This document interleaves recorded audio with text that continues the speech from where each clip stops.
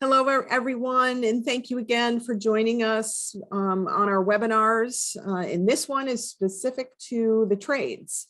That's the conversation we're going to be having today. And we want to give a shout out, of course, to Ohio College Tech Prep for helping us produce these videos and get them out as far and wide as we possibly can. So I'd like to start this morning. My name is Cassie Barlow, and I'm the president of the Strategic Ohio Council for Higher Education. And I am joined this afternoon by Matthew Brandenburg, who works in the construction business, and he is employed by Wright-Patterson Air Force Base in Dayton, Ohio. So Matt, thank you so much for taking the time to join us today. Thank you for having me. We really appreciate it. And I'm going to just dive right in. So tell me about your job in construction. What is your job? What do you do? And how does it relate to your organization's success there at Wright-Patterson? My official title here is Structures Work Leader. So we've got 20 guys in our shop, and it's my job to make sure that they've got plenty of work to do throughout the day. I'm their go-to person when they need anything or have any issues or have any troubles dealing with anything or stuff like that. I've got almost 30 years in here at this job, so I've moved up the ladder over time. So I've definitely been blessed for that. My day to day is, like I say, we get all of our jobs come in through electronics. They come through electronically, and I have to process those and go through those and sort out what it is that needs to be done. And it's my job to assign them to the most qualified people for that specific task.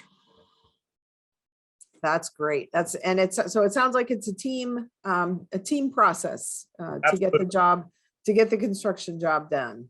Yes. So what is a typical day look like? So Matt comes into work, he grabs his cup of coffee, and what does off to the races mean for you? Every morning we have a meeting with all the guys in the morning.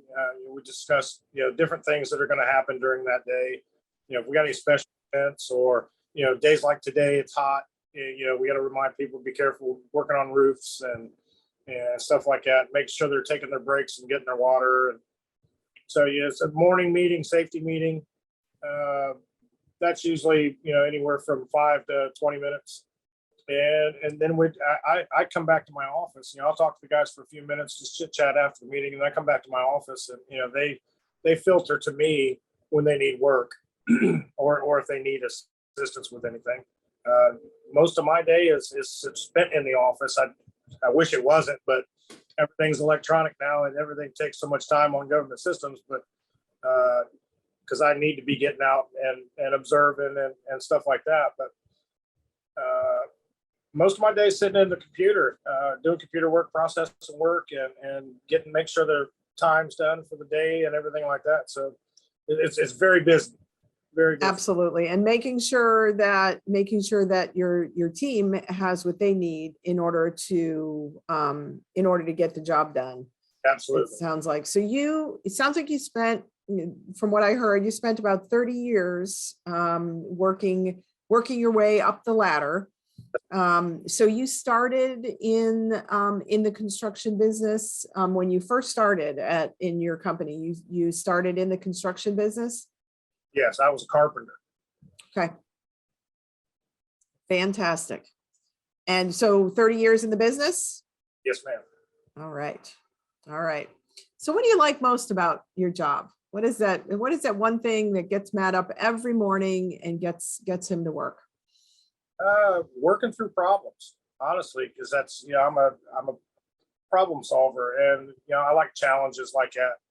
I like to be confronted with a challenge and seeing the end result when everything works out. Maybe seeing the end result where it doesn't work out so well, we have to rework it a little bit. But working through problems, working with the guys, seeing our customers' excitement when things get finished as well. Guys' excitement when things get finished. So I'm a people person. I enjoy people. I like to solve problems as well. So I have to say, working with the people and problem solving is what I like about my job. All righty. And it sounds like that's a good part of your day is working with customers and working with your team. So sounds like you're in the right job. Right. So you mentioned that you start your day off with a meeting, and then you go back to your office. How many hours from that point on, or what percentage of that from that point on is spent in meetings or working in groups, as opposed to kind of working on your own? I don't spend a lot of time in meetings. Uh, Maybe an hour a week in meetings. Group settings, I've got crews here, sometimes there's as many guys as 6 in a crew. So, I'll have all 6 of them, I'll be working with them, giving them direction on a larger scale task. If we've got to, remodel an entire room, we've got guys in there and stuff. So I don't spend a whole lot of time in meetings and groups, not a whole lot of time. Most of my time's in my office on my computer, like I said, unfortunately. But Okay. that's just, Okay. So what's the biggest challenge in your job? I would have to say multitasking. Multitasking for me is a constant. I'll be working on something on the computer and somebody walks in, they need something to do, and I've got to switch screens and figure out what it is I need them to go do. What's got priority, sort through the priority of the tasks. And sometimes, then a phone call will come in, and, an email will be coming in, something important, or my boss will come in. And sometimes I'm 3 or 4 or 5 things deep when I realize I got to get back to the first thing. So my biggest challenge is multitasking. Okay, totally understand that. That makes a lot of sense. And it sounds like at any one time, you've got lots of irons in the fire. Yeah, there's never just one. There's very rare time I've only got one. So let's talk about the work environment, and not so much from your desk, but so growing up in the construction business as a carpenter, your teams are out right now, like you said, some are repairing roofs, some are working to renovate buildings, some are doing repair jobs. Give me an idea of what those environments are like. What is that work environment for the new person coming into construction? Okay. Well, here at Wright Pat, it's a very large facility. We've got hundreds and hundreds of buildings. Carpenters deal with everything from floors to roofs. So, we repair floor tile, we replace carpet, we repair holes in walls, we repair ceilings.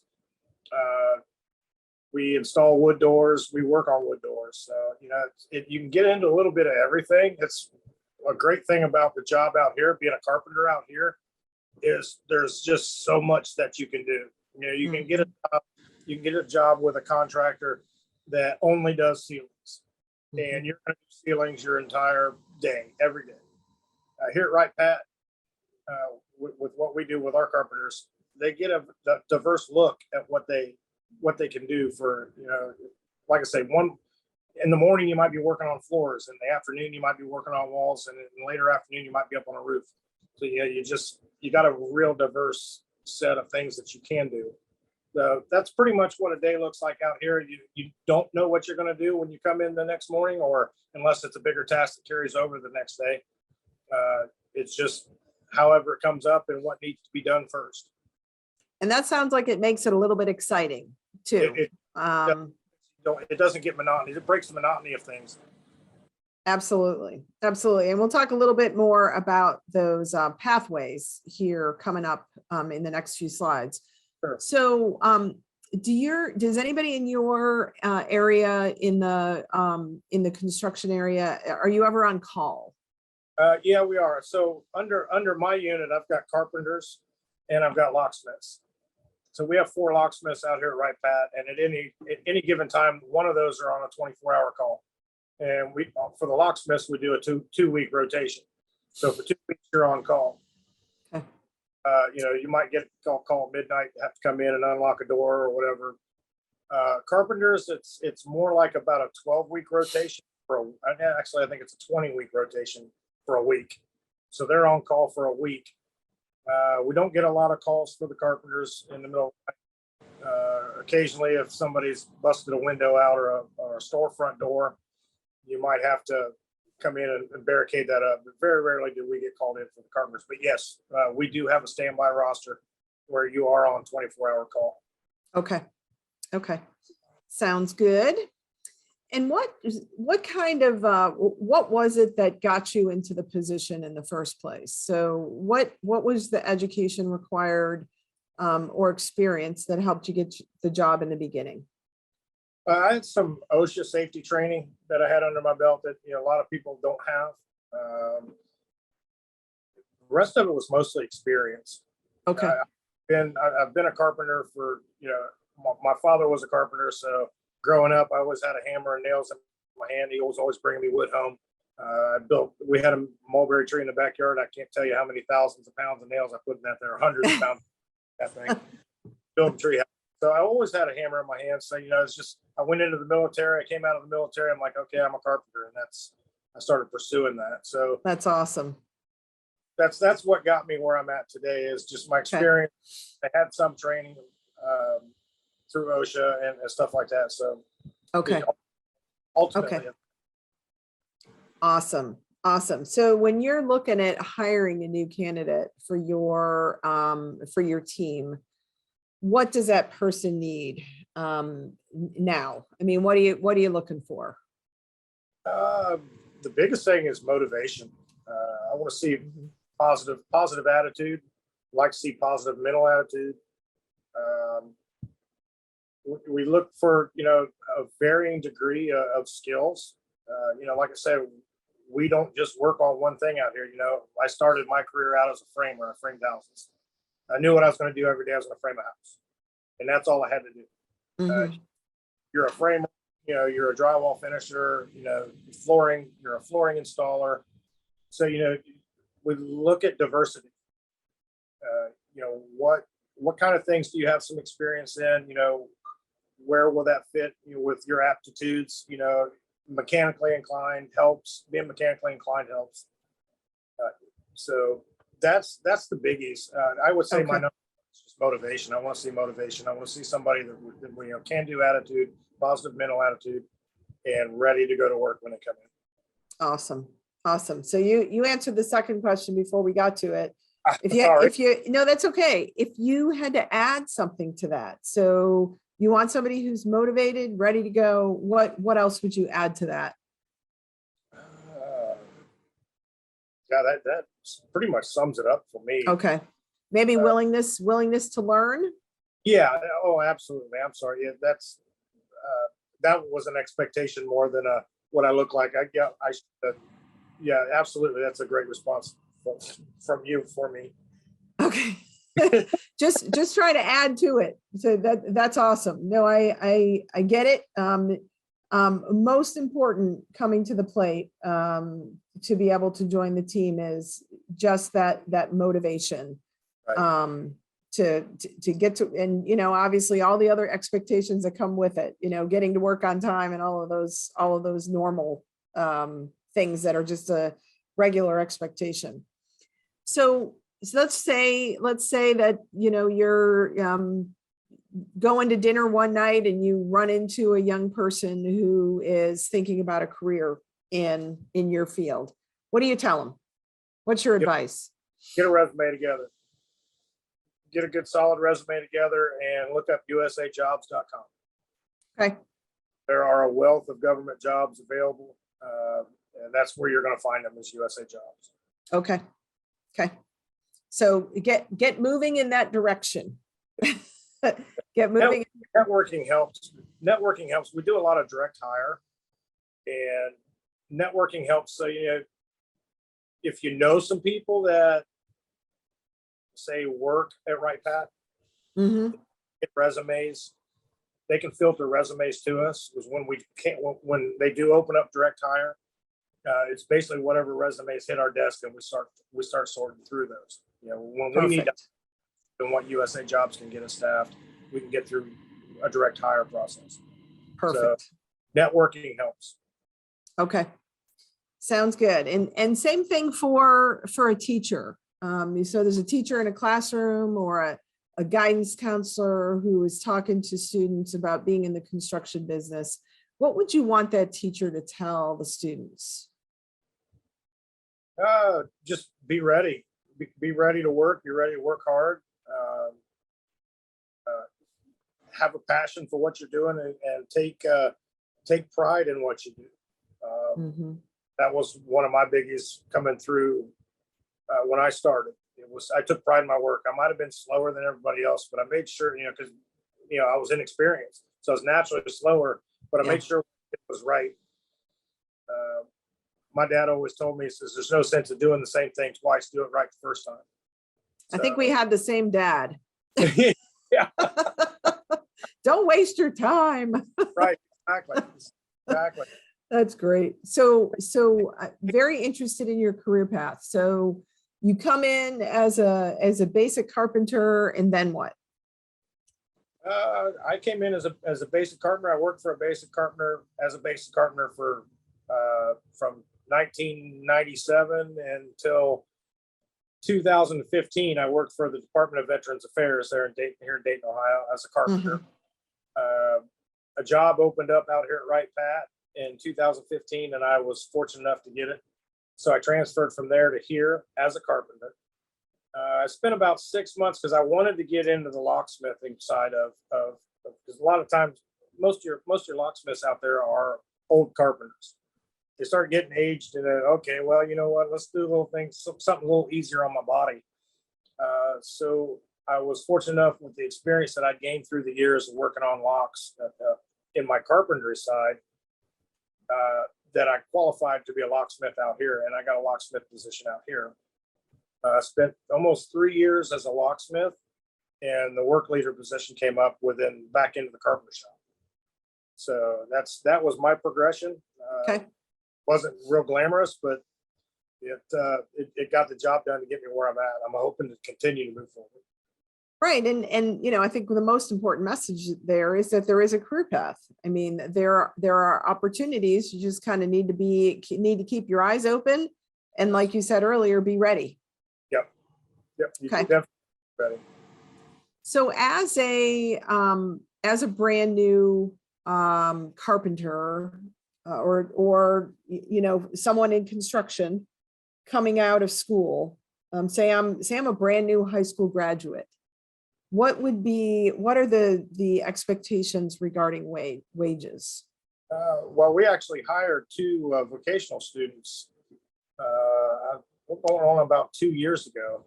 They actually co-opted with us their senior year. And both of those got hired on full time as soon as they graduated. I want to say they started out probably somewhere in the market, somewhere in the area of $22 an hour. Okay. Straight out of high school. Great. Fantastic. And they're probably at this point, they're somewhere around $26 an hour, probably. Okay. Great.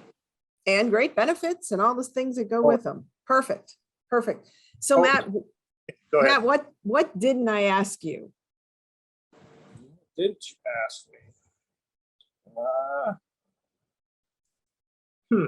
That you want to say, just, in general about your career, about what you do, working with your hands obviously was something that you really wanted to do, that you enjoyed doing, and that's why you got into the field. I don't want to put words in your mouth, but right now, there's, again, I want to go back to what one of the comments I said, take pride in your work. It is absolutely enjoyable to see a finished product. You asked me quite a few questions that cover just about everything. I mean, there's definitely some educational opportunities out there that can be pursued, that'll help you progress. It doesn't necessarily take college to do that. There's online courses, all kinds of things that you can do to help yourself progress forward. Like I say, positive mental attitude, staying motivated, getting the job done. Be that employee that looks for more, asks for more. Awesome. That's perfect advice. That is great advice to be that employee that's always looking to excel and to move up, to move to the next level. Fantastic. Well, I want to thank you again, Matt. Thank you for your time today. I know you've got a really busy schedule, so thanks for making time for us. And thanks again to Ohio College Tech Prep for helping us get these videos produced.